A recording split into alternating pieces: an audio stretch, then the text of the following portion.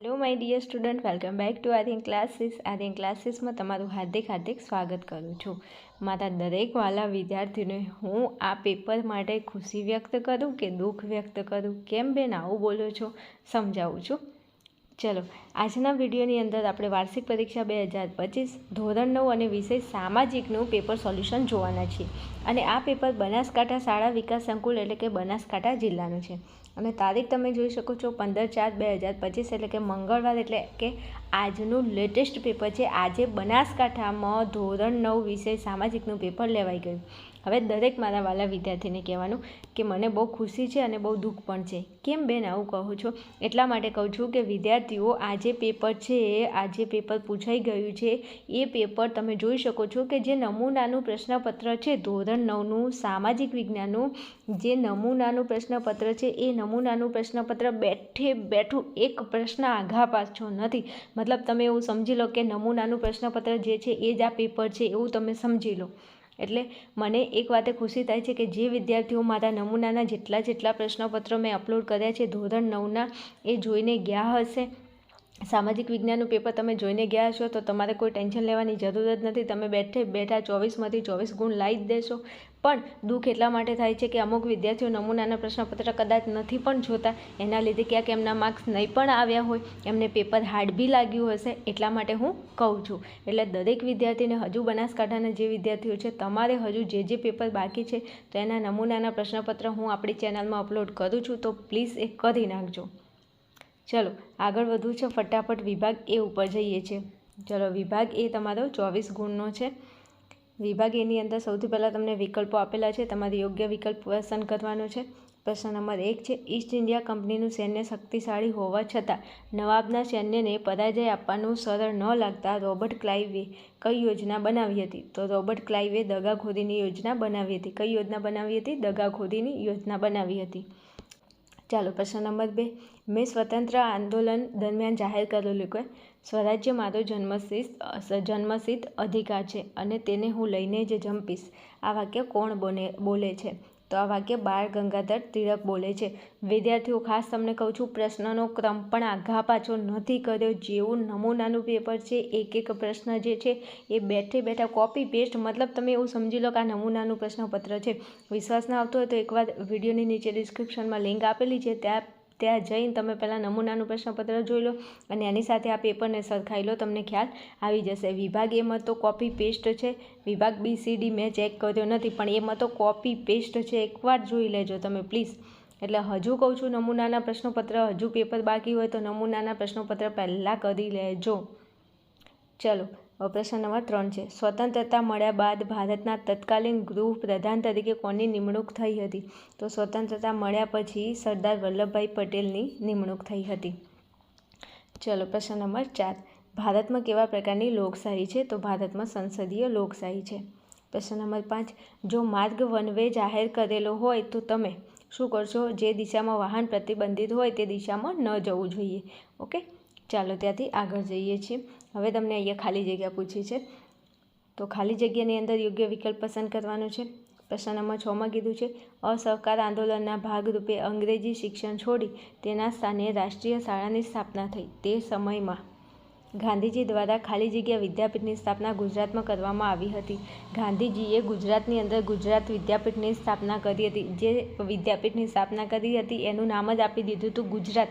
એટલે એ જે વિદ્યાપીઠ હતી એ ગુજરાત વિદ્યાપીઠના નામે ઓળખાતી હતી. અમદાવાદની અંદર એની સ્થાપના કરેલી છે એમને. ચલો, 7 નંબરમાં, ભારતના વડાપ્રધાન નરેન્દ્ર મોદી અને ચીનના વડાપ્રધાન જીનપિંગ વચ્ચે ખાલી જગ્યા અમદાવાદ ખાતે સૈન્યપૂર્ણ મુલાકાત થઈ હતી. તો ત્યાં તમારો જવાબ આવશે ગાંધી આશ્રમમાં તેમની મુલાકાત થઈ હતી. ચલો, ત્યાંથી આગળ વધું એ પહેલાં જણાવી દઉં કે હજુ બનાસકાંઠાના જે વિદ્યાર્થીઓ છે એમને નેક્સ્ટ જે પેપર છે, આઈ થિંક સંસ્કૃતનું પેપર છે, તો દરેક વિદ્યાર્થીને કહેવાનું નમૂનાનું પ્રશ્નપત્રનું સોલ્યુશન મેં અપલોડ કરેલું છે. ના જોયું હોય તો પ્લીઝ એકવાર જોઈ લેજો, એટલે પૂછાઈ જાય તો આપણું કામ થઈ જાય. ચલો, 8માં કીધું છે કે દિલીપભાઈની ઉંમર 55 વર્ષની છે, હિમાંશુભાઈની ઉંમર 66 વર્ષની છે અને રાજેશભાઈની ઉંમર 71 વર્ષ છે. આ ત્રણેયમાંથી કોણ સુપ્રીમ કોર્ટના ન્યાયાધીશ બની શકે છે?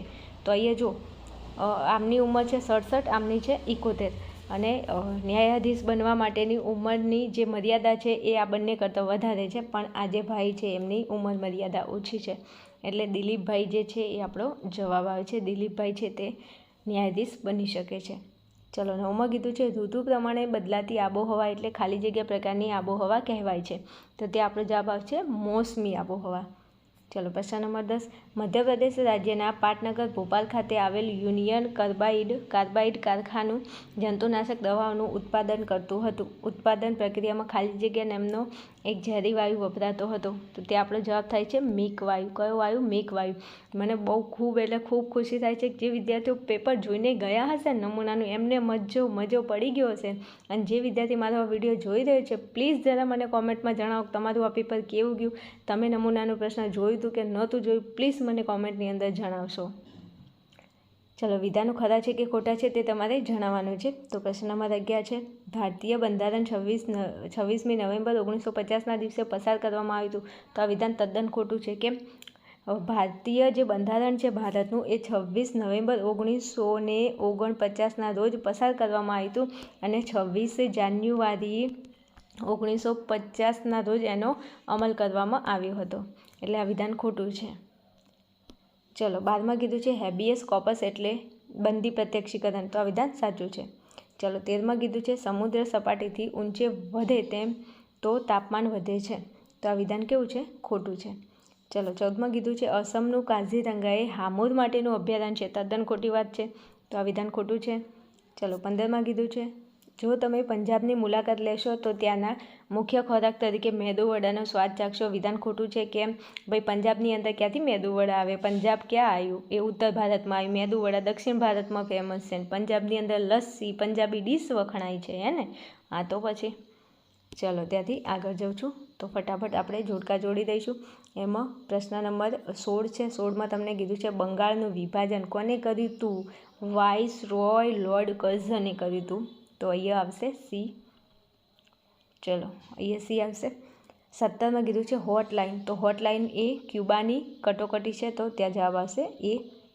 પછી 18માં કીધું છે વુલન. તો વુલન માટે જવાબ આવશે બી. ભૂગર્ભીય ક્રિયાથી રચાયેલું સરોવર.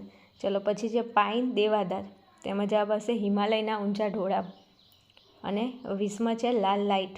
તો લાલ લાઇટમાં આવશે વાહન સ્ટોપ કરવું. ઓકે આગળ વધુ.